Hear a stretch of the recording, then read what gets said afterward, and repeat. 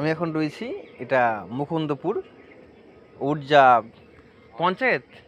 হ্যাঁ, উর্জা পঞ্চায়েতের মধ্যে এই যে একটা জিনিস দেখা যাচ্ছে, এটা আমি প্রথম দেখছি, আমাদের এলাকায় নেই। এটা একটা পাইপ, গ্যাসের পাইপ লাইন, এবং এটা গিয়েছে ওই যে বাড়ির পিছন দিয়ে ওই যে দূরে গিয়েছে এবং যুক্ত হয়েছে একটা গ্যাস সিলিন্ডারের সঙ্গে, এবং এটা গোবর গ্যাস। এই গ্যাস ব্যবহার করে সরাসরি রান্না করা হয়, এবং এখানটাতে এই যে দেখা যাচ্ছে গোবর এখানে দেওয়া হয়। এই যে এখানে গোবর দেওয়া হয় এবং এই জায়গাটায় গ্যাস তৈরি হয়।